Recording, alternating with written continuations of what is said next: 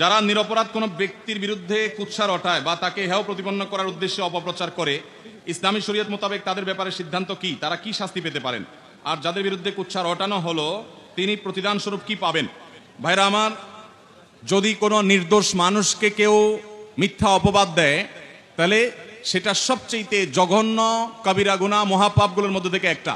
কোরআনে কারীমের সূরা হুজুরাতের মধ্যে আল্লাহ রাব্বুল আলামিন আমাদেরকে গীবত করতে যেমন নিষেধ করেছেন, একইভাবে নিষেধ করেছেন ওয়ালা তাজাসসু, তোমরা একে অন্যের পেছনে দোষ আবিষ্কার করার জন্য লেগে পড়বে না, খোসায় খোসায় মানুষের দোষ বাইর করবে না। তাও আবার যদি ডাহা মিথ্যা কথা বানিয়ে কারোর চরিত্রে কালিমা লাগানোর চেষ্টা করা হয়, সেটা যেই করুক, যে উদ্দেশ্যেই করুক, সেটা সম্পূর্ণ হারাম এবং সবচেয়ে বড় হারামগুলোর একটা। কারোর দোষ আছে সত্য, সেটা তার পেছনে বললে তাকে বলা হয় গীবত। আর কারোর দোষ নাই সেটা যদি তার পেছনে বলা হয়, সেটাকে বলা হয় তোহমত বা মিথ্যা অভিযোগ। এই গীবতের অপরাধের ভয়াবহতা কত বেশি আমরা জানি। নবী সাল্লাল্লাহু আলাইহি ওয়াসাল্লাম মেরাজে গীবতকারীর শাস্তি কেমন হবে, সেই মক শাস্তি জাহান্নামে তাকে আল্লাহ দেখিয়েছেন।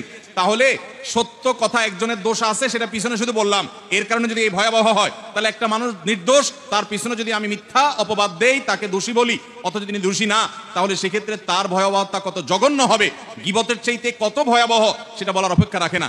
আল্লাহ তাআলা কোরআনে কারীমে এই জাতীয় কাজ যারা করে তাদের সম্পর্কে বলেছেন তাহসাবুনাহু হাইয়িনা, তোমরা কারোর চরিত্র নিয়ে প্রশ্ন তোলো, মিথ্যা কথা বলো, এটাকে তোমরা হালকা জিনিস মনে করো, ওয়া হুয়া ইনদাল্লাহি আযীম, অথচ এটা আল্লাহর কাছে অনেক বড় অপরাধ, বিশাল বড় অপরাধ। আমরা অনেকেই দেখি যে আমাদের সমাজে অনেক সময় একটা নির্দোষ মানুষের চরিত্রে কালিমা দিয়ে তার নামে মিডিয়াবাজি, পেপার পত্রিকা, মিডিয়াতে বিভিন্নভাবে আপনার ট্রায়াল হয়, তাকে দোষী সাব্যস্ত করা হয়, অথচ লোকটা সম্পূর্ণ নির্দোষ। আছে না নাই? এরকম নির্দোষ মানুষকে দোষী হিসাবে সমাজের মানুষের কাছে দেখানো হয়, তুলে ধরা হয়। যারা এই কাজ করে আল্লাহর জমিনের সবচেয়ে নিকৃষ্ট মানুষগুলোর একটি। এর জন্য তাদেরকে মানুষের চরিত্র হনন করার অপরাধে কিয়ামতের ময়দানে বিচারের মুখোমুখি হতে হবে। ওই লোকটা মাফ না করলে স্বয়ং আল্লাহ এই অপরাধ মাফ করবেন না। অতএব আমরা কেউ কারোর পেছনে মিথ্যা অপবাদ দেওয়ার এই ভয়াবহ অপরাধ থেকে বেঁচে থাকবো ইনশাআল্লাহ। ভাইরা আমার, আমরা অনেক সময় ধারণা করে মানুষের সম্পর্কে বাজে কথা বলি। আল্লাহ বলেছেন যে এরকম ধারণা করা যাবে না, ইন্না বা'দায-যান্নি ইসম, কিছু কিছু অপরাধ ধারণা মানুষের প্রতি যে মন্দ ধারণা করেন এটা গুনাহ। নবী সাল্লাল্লাহু আলাইহি ওয়াসাল্লাম বলেছেন ইয়্যাকুম ওয়ায-যান্না ফা ইন্নায-যান্না আকযাবুল হাদিস, কারোর পেছনে মন্দ ধারণা করা থেকে বিরত থাকবে, কারণ এটা সবচেয়ে বড় মিথ্যা কথা। ভাইরা আমার, ফেসবুকের এই যুগে আমরা কিছু পাইলেই হলো, সত্য অসত্য যাচাই করার খোঁজ খবর নাই, ধুমায়া সেটাকে আমরা প্রচার করে বেড়াই। অনেক সময় দেখা যায় একটা লোক ইসলাম বিদ্বেষী, হয়তো একটা লোক বেনামাজি, হয়তো একটা লোক খারাপ, কিন্তু তার ব্যাপারে একটা মিথ্যা কথা তুলে দিল, সে খারাপ হয়েছে, সেজন্য কি তার নামে মিথ্যা বলা জায়েজ হবে?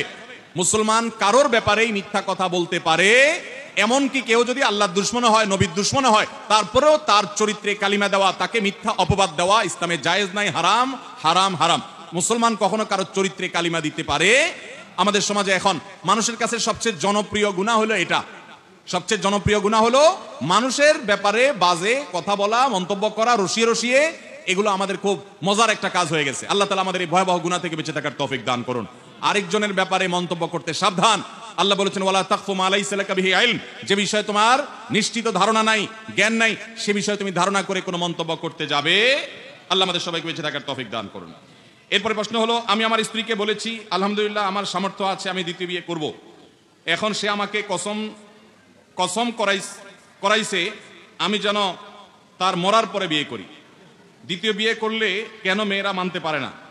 ভাইরা আমার, এটা তো নতুন কিছু না, কেউ ভাগ দিতে চায় না, কেউ ভাগ দিতে চায় না, কিন্তু আমাদের মা বোনদের মনে রাখতে হবে একাধিক বিয়ের বিধান আল্লাহ রাব্বুল আলামিন এমনি এমনি রাখেন না, এর যথার্থতা আছে, এর যৌক্তিকতা আছে। যদি কেউ এই ক্ষেত্রে মনে করে কেউ যে না আল্লাহর এই বিধানটা আমি মানি না বা এটা আমার কাছে অযৌক্তিক মনে হয়, সাথে সাথে সে বেঈমান হয়ে যাবে।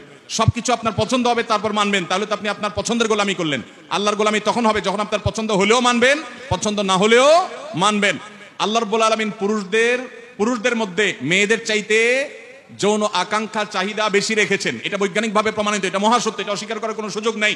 এবং নানা বাস্তবতার নিরিখে আল্লাহ রাব্বুল আলামিন পুরুষদের জন্য একাধিক বিয়ের ব্যবস্থা রেখেছেন। তাছাড়া একজন নারী তিনি যদি একাধিক স্বামীর তার থাকে, তাহলে সেক্ষেত্রে সন্তান কার হবে নিরূপণ করা জটিল হবে।